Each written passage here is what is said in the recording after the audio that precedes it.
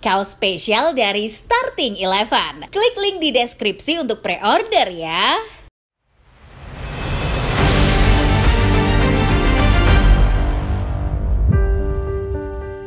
Barcelona menjalani salah satu musim terbaiknya. Skuad asuhan Hansi Flick kini diambang memenangkan treble pertamanya dalam 10 tahun terakhir. Namun, di balik kedikdayaan Barca yang kita saksikan sekarang, klub asal Katalan sebetulnya sedang berada di dalam masalah.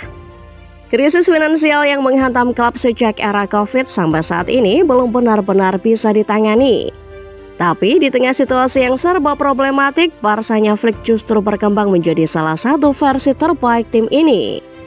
Bagaimana Barcelona bertahan dan justru berhasil menampilkan versi terbaik mereka di tengah krisis?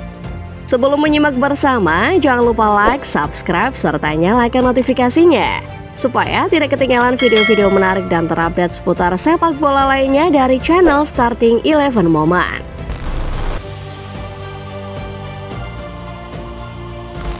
Barcelona adalah salah satu klub raksasa dengan basis fans terbesar di dunia. Namun ketika pandemi Covid menghantam dunia, status itu tidak lagi banyak berarti. Keuangan Barcelona luluh lantak dan memaksa klub kebanggaan masyarakat Katalan menjual sejumlah aset yang mereka miliki, termasuk pemain di dalam skuad. Yang paling membuat gempar, Barcelona sampai rela melepas Lionel Messi, sosok yang selama ini menjadi ikon klub merah biru. Lapulga dilego ke klub lain karena Barcelona yang terjerat Financial Fair Play alias FPP tidak bisa memfasilitasi gaji sang pemain. Gelombang kepergian pemain pun makin gencar saat itu. Nama-nama seperti Antoine Griezmann, Luis Suarez hingga Miralem Pjanic berbondong-bondong keluar dari Camp Nou. Perubahan di kursi kepresidenan ternyata tidak serta-merta melenyapkan masalah Barcelona. Xavi bahkan pernah terang-terangan mengeluhkan masalah finansial klub yang saat itu masih berada di bawah kendalinya. Mantan gelandang Barcelona itu mengeluhkan kesulitan Barca dalam melakukan aktivitas transfer pemain. Kita semua menyaksikan bagaimana Barca benar-benar terpukul akibat Covid. Selain menjual pemain, Barca juga menjalin kerjasama dengan perusahaan penyedia layanan streaming musik Spotify guna mendapat kucuran dana. Termasuk memasukkan hak penamaan Camp Nou dalam kesepakatan guna menyelamatkan tim ini dari lilitan hutang. Dalam kondisi demikian sulit, Barca pun merekrut Hansi Flick. Secara profil, Flick sejatinya merupakan pelatih kaliber top. Namun, karena masalah finansial yang berkepanjangan, Barca hanya memberi juru taktik Jerman gaji di angka 3 juta euro per tahun.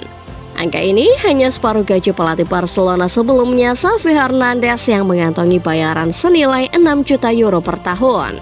Masalah belum selesai. Barcelona sampai saat ini terus menghadapi situasi pelik, termasuk kasus registrasi Dani Olmo yang masih menjadi polemik. Kabar terbaru, La Liga mengajukan banding atas perizinan registrasi Olmo oleh Higher Sport Council atau CSD karena dinilai menyalahi aturan dan melanggar FFP.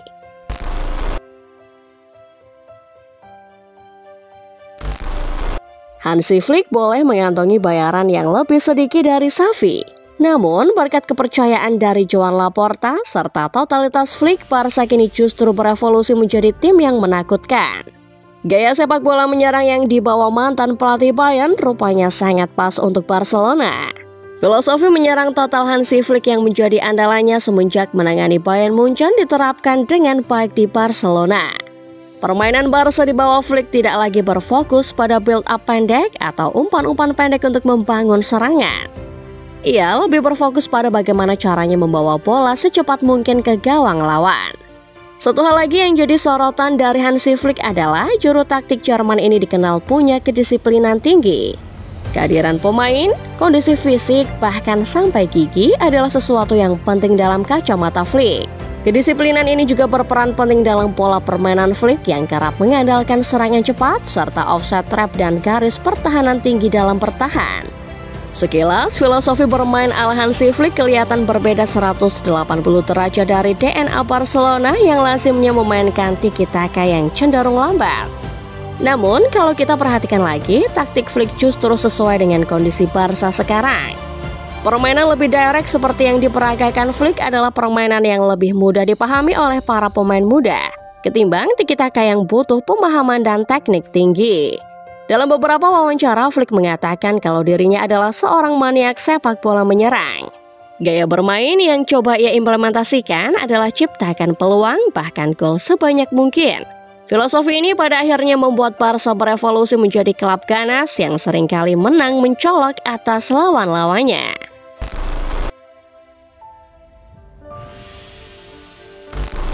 Bicara soal produktivitas gol, memori fans Barcelona pasti akan melayang ke era di mana klub ini pernah memiliki trio maut MSN. Messi, Neymar, Suarez adalah trio yang membantu Barca meraih treble pada musim 2014-2015. Hasil Grana kala itu menjadi skuad yang paling komplit di seluruh daratan Eropa. Bicara soal produktivitas, hampir 200 gol dicipta Barcelona di musim tersebut. Rinciannya, Messi memborong 58 gol di seluruh kompetisi. Neymar sementara itu mencetak 39 gol. Mengekor di belakang keduanya ada Luis Suarez yang sanggup kreasikan 25 gol di seluruh ajang. Total ada 175 gol yang berhasil dijaringkan Barca waktu itu. Setelah melakukan copy-paste musim 2014-2015, trio MSN itu lahir kembali dalam bentuk trio RLY. Rapinya, Lewandowski dan Lamine Yamal menjadi outlet pencetak gol utama Barca di musim ini. Tercatat total 78 gol lahir dari The Flick Tree. Rinciannya, Rapinya 27 gol, Lewandowski 38 gol, sementara Yamal 13 gol. Secara kolektif Barcelona telah mengepak 140 gol sepanjang musim, berdasarkan data yang dihimpun per awal April 2025. Catatan ini tentu mengerikan, mengingat ini adalah rekor gol terbanyak klub sejak musim 2010-2011. Musim di mana Barcelona tampil bak monster dan berhasil kreasikan 141 gol sepanjang musim. Di La Liga, per narasi ini dibuat Barcelona masih bertengger nyaman di puncak klasemen dengan raihan 66 poin. Di Liga Champions, Lamine Yamal CS juga berhasil melangkahkan kakinya ke perempat final. Jawara Piala Raja Spanyol 2024-2025 juga dalam posisi ideal untuk menjuarai Copa del Rey, di mana mereka akan bersua Real Madrid di partai final.